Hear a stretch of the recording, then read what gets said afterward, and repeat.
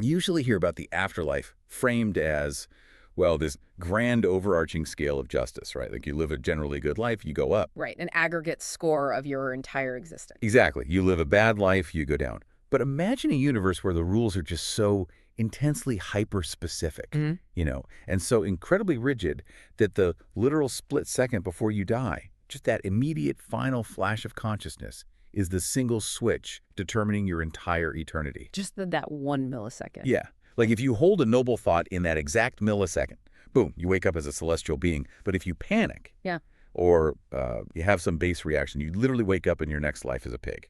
And then, a layer on top of that, a reality where life isn't just biological. I mean, we are talking about a framework where consciousness inherently exists inside a solid piece of stone, or Wow. within a roaring fire, or even trapped in the ice of a frozen world. And that is the exact landscape we are mapping out today. We are taking a deep dive into a really highly specific, intricate cosmology. It's laid out in a pair of philosophical and spiritual works by Feng, written between 2005 and 2020. Right. Specifically excerpts from the prologue and the Psalm of Life. Yes. And to be absolutely clear up front, our mission here isn't to endorse these spiritual concepts as absolute fact. We're impartially exploring this as a really fascinating intellectual architecture. Just seeing how it all fits together. Right. We want to see how this universe is built, rule by rule, and, what it actually demands of the people living inside it. Because it demands an incredible amount of precision, honestly. To even begin navigating this cosmic map, we kind of have to start with how Feng fundamentally defines existence. Like, what does it actually mean to be alive in this specific framework? Well, the distinction made right away is profound. Hmm. And it actually relies on, of all things, a typographical difference. Yeah, that's one of my favorite parts. There is this massive divide established between the word life, written in all capital letters, and the word life written with just a capital L in lowercase letters. That simple capitalization changes the entire scale of the concept. So, life, in all caps, is defined as a non-material structure with spiritual sense. Okay. The architecture uses a very specific mathematical equation to explain it. It says 1 + 1 = 1. Right, which sounds like a riddle at first. It does, but it means the intangible spiritual entity, meaning, your thought, your consciousness, your soul, plus the tangible flesh body equals one life. I am so stuck on that phrase, though. Yeah. Non-material structure with spiritual sense. Because, like, when we think of a soul, we usually picture a ghostly human shape. Like a spirit floating around, yeah. Exactly. But in this framework, that all caps life isn't limited to humans or animals. Lives are everywhere.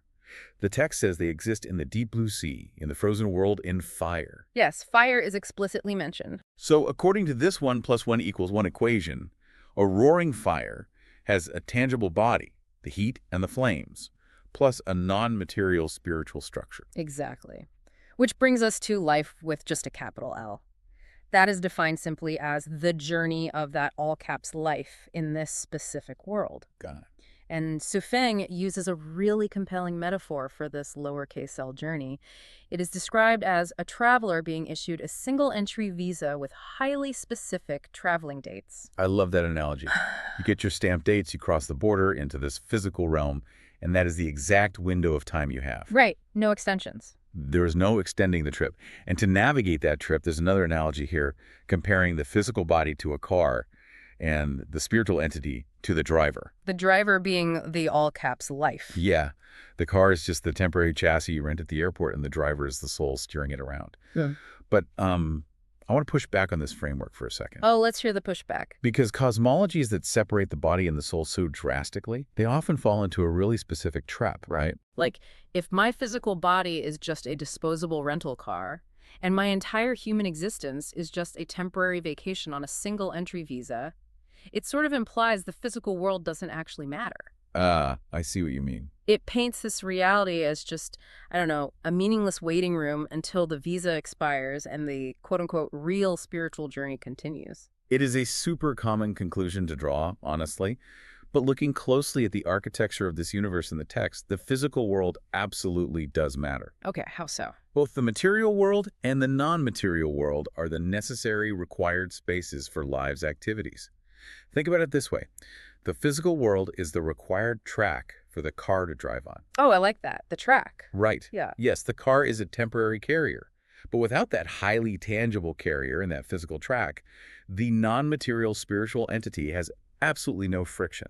Right, it's just spinning its wheels in the void. Exactly. You wouldn't be able to experience this specific journey to learn or to change its structure.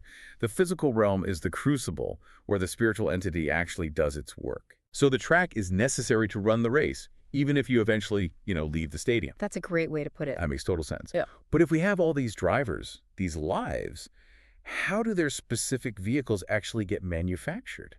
Because the origin story of biological life here is, well, it's highly categorized. Very categorized. There are 4 hyper-specific methods of birth in this universe. Lives are born either from eggs, from wombs, from changes of humidity, or by transformation and separation. Humidity births. That is so specific. It is, and the underlying unshakable rule governing all 4 of these methods is that they have all been created. So every single ancestor was created, their biological and spiritual programs were set, and all of their offspring basically run on that exact pre-installed cosmic software. That's the baseline, yes. But this is where I get completely derailed by this cosmology, because there is a massive, brutal divergence in how these programs operate, based purely on how a being is born. You're talking about the permanent deletion aspect. Yes.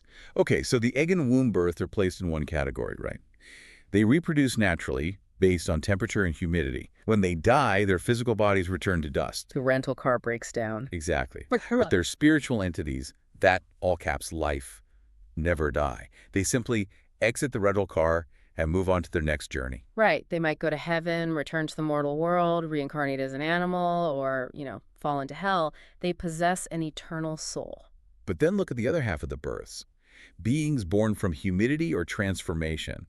And the specific examples given in the text are plants and parasitic lice on human bodies. Which is such a vivid example. It is. These beings appear automatically in massive numbers. But when they die, the text says they perish thoroughly. Early. They have no eternal soul journey, no reincarnation. They are just gone. And honestly, this feels like a fundamental contradiction. How so? Well, why would environmental dependence, like a louse, needing the humidity of a human scalp to survive, equate to a soul that gets permanently deleted from the universe, while a chicken born from an egg gets an eternal, ever-reincarnating spirit? It's a fair question. But in this text, it comes down to the fundamental complexity of the program they were given upon creation. It is not so much a punishment for the louse, but a reality of its structure. Okay. The humidity-born lives are entirely reactive to their localized environment. When their environments change, they go extinct quickly. In this framework, they simply do not possess the complex, independent, non-material structure required to sustain an eternal spiritual entity. So they're basically simple machines. Exactly. Think of them as biological machines running a very simple, localized script. Womb and egg-born beings are running a profoundly more complex operating system, one that's capable of spiritual carryover. Okay, so they essentially lack the hard drive space to save their progress, so they just wipe completely when the power goes out. That is a perfect modern way to describe it. That is a ruthless cosmic reality. And it inherently establishes that since some beings perish entirely, like the parasitic lice, and others live forever, there is the very strict ranking system governing everything around us. Oh, the hierarchy is absolute. The text outlines 3 distinct tiers: low-level, intermediate-level, and high-level lives. And this ladder encompasses absolutely everything in existence. It's a huge ladder. It is. At the bottom, you have microbes, plants, and animals. Then it moves up to ghosts, monsters, goblins, and devils. Goblins and devils above animals. Got it. Yes. Higher still are gods, Buddhas, celestials, and saints. Above them are mysterious cosmic objects. And ultimately, sitting at the very peak of this entire structure is the ancestor of Buddha, referred to as the greatest creator. Okay, but what governs where a being sits on that ladder is what I find most fascinating. It is this law of inverse proportions. Right. The lower the level of a life, the greater its sheer quantity in the universe. Low-level lives are highly tangible. They have very small energy, and their forms are incredibly rigid and uneasy to change. And as you move up the ladder to higher level lives, the quantity decreases dramatically. They become less tangible until they are completely invisible. Which is wild to think about. Yeah, and they possess immense energy. Because of that immense energy, they are no longer rigid. They're able to change their forms at will. Reading that law of inverse proportions instantly made me think of basic physics. Oh, really? How so? Well, it perfectly maps onto the states of matter. Think about a solid block of ice, right? It is highly tangible. You can hold it in your hand. It has very low energy, and its shape is entirely rigid. It is incredibly uneasy to change. Right. It just sits there. Exactly. That is your low-level life. Yeah. But if you apply immense energy to that ice, if you boil it, it becomes steam, becomes invisible, takes up way less concentrated quantity, but it is highly expansive, and it adapts its form instantly to whatever room you put it in. It's no longer bound by that rigid shape. Yeah. Adding energy elevates it from a tangible, rigid block to an invisible, adaptable force. Honestly, that is perhaps the best way to visualize Shuefeng's spiritual hierarchy. The more spiritual energy a life accumulates through its journeys, the less bound it is by rigid physical tangibility. It sublimates. Exactly. It literally sublimates into a higher cosmic sphere. So with this vast ladder mapped out, from the highly tangible, low-energy parasitic lice at the very bottom, all the way up to the invisible, high-energy greatest creator at the top, where exactly do you and I sit? Humans represent the intersection. We are the intermediate lives. We are tangible, but we sit right on the precipice of this sublimation process. But we can go either way. Exactly. Human life structures are not static. They can change direction. And those changes are dictated by one primary metric. It's whether we are careful or careless in our existence. And the warning here is incredibly stark. By being careless, human life structures degrade down the ladder to animals. The text specifically names dogs and pigs. Yes. But by being careful, those exact same human structures can elevate up the ladder to goblins, spirits, celestials, or Buddhas. And we are given a very clear definition of what carelessness actually looks like in this framework. Chasing money, power, status, reputation, and beauty is the ultimate carelessness. Basically, the entire modern human experience. Pretty much. Engaging in those pursuits actively prevents a person from unsealing their spiritual perception. And without unsealing that perception, you remain ignorant and confused forever, locked in a rigid, low-energy state. I'm sure that hits home for you listening right now, because think about your daily life.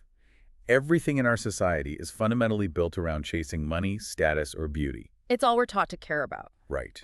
And this framework is arguing that the very things we are conditioned to pursue are actively cementing us to the bottom of the cosmic ladder. There is incredible tension in this. The cosmology literally states, human lives are not easy to attain and their survival is hard. It really frames the human experience as this precarious, high-stakes balancing act, where you're constantly fighting the gravity of your own earthly desires. It requires an immense amount of discipline just to maintain your footing as an intermediate life, let alone elevate. I also want to highlight something here that might catch a lot of Western listeners completely off guard. The goblins. Yes. Elevating from a human into a goblin is listed as a step up. Right. Because, like in a lot of Western folklore, goblins are pests, or they're low-level monsters you fight in a fantasy video game. But in this specific cosmology, a goblin is a higher energy, less rigid, more invisible being than a human. It is a promotion. It really is. It forces you to step outside your cultural preconceptions. Yeah. You have to view elevation strictly through that physics analogy we talked about, energy over tangibility. Right. It strips away the moral aesthetics we usually apply to words like goblin or monster. Exactly, and replaces them with structural, energetic definitions. But that precarious, high-stakes balancing act of being human leads us to the most intense, unforgiving mechanism in this entire framework. Oh man, the final exam. The final exam. If human life is this constant test of careful elevation versus careless degradation, when does the universe actually calculate your final grade? Well, the mechanics of reincarnation here do not rely on a gentle weighing of your life's overall deeds. There is no scale measuring your good years against your bad years. Which is terrifying. It really is. It relies entirely on the exact moment of your death. Humans change every day based on their consciousness. Yeah. But what you eventually transform into, your next single-entry visa, depends strictly on the state of your immediate pre-death consciousness. The text is very clear. If you possess a celestial's consciousness in that exact moment, you will go to the fairyland world. Right. If you hold a human consciousness, you return to the human world. And if you hold an animal's consciousness, you will fall to the animal world. This concept carries an immense amount of pressure. Like, think about your drive to work this morning. You could live your entire 80-year life being perfectly careful, avoiding the traps of money and status, successfully unsealing your spiritual perception. Doing everything right. Right. But if a truck swerves into your lane, and in the literal split second before your brain shuts off, you panic, or you have a base, survival-driven, angry thought at the driver, you fall to the animal world Just like that. because of 1 millisecond of mundane frustration. Y- That's it. It is a terrifying prospect. It completely isolates the immediate pre-death state as the ultimate overriding checkpoint. But, if you connect this to the bigger picture Su Feng is painting, it explains the absolute urgency of the cosmology. How so? It is why the exploration of life's mysteries must be ranked as your absolute highest priority. Ah, I see. You are essentially training your brain for a final pop quiz that you have no idea when you will take. Exactly. You have to study the nature of life so intensely that a celestial consciousness becomes your default unconscious reflex, Wow. so that even in the sudden, violent moment of a car crash, you don't slip into an animalistic panic. Your reflex has to be profound spiritual calm. It strips away the idea of just being a quote-unquote good person in the moral sense. It becomes about achieving a structural, energetic discipline of your consciousness. Right, so that it flawlessly holds its shape when the physical rental car violently breaks down. That is incredibly mechanical. Up to this point, the framework from the 2020 prologue feels like reading a cosmic legal document. It is equations, single-entry visas, strict inverse laws, and these unforgiving checkpoints. It's very rigorous. But the other piece we were looking at today, the Psalm of Life, written 15 years earlier in 2005, it shifts the tone entirely. It reveals how the author actually feels about this universe.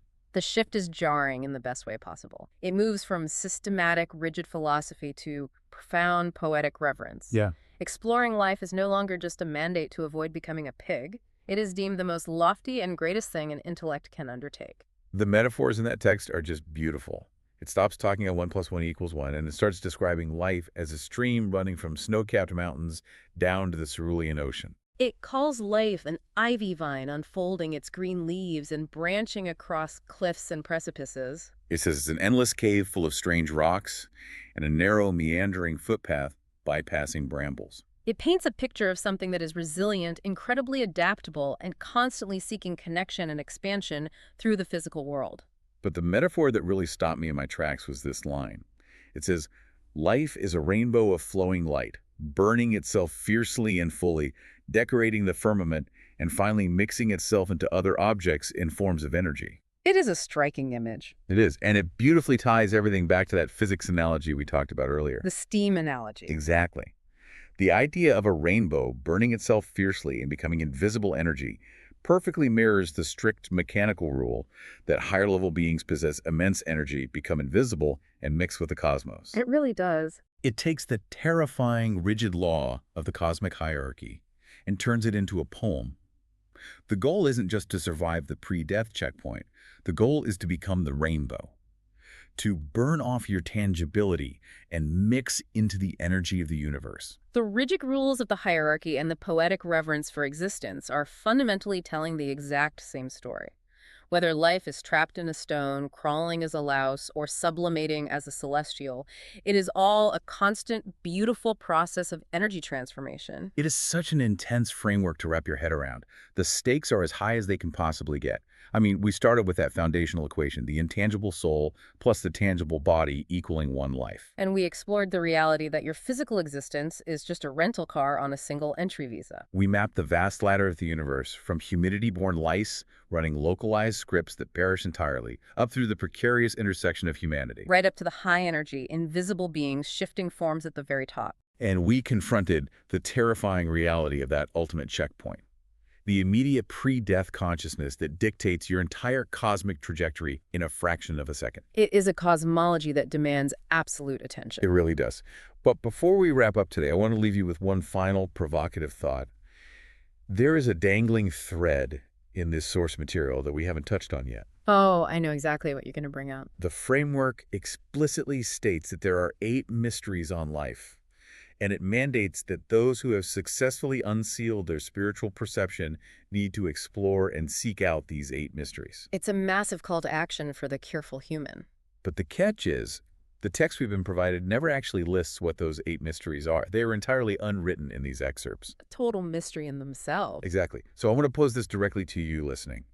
Based on everything we've just unpacked today, From the sentience of stones and roaring fires, to the physics of energy overriding tangibility, to the strict, unforgiving reflex of pre-death consciousness. If you had to guess what the first of those 8 unwritten mysteries might be, What would you even begin to look for? that's an incredible question to carry with you today. Thank you so much for joining us on this deep dive into the source material. Keep exploring, keep questioning, and we will catch you next time.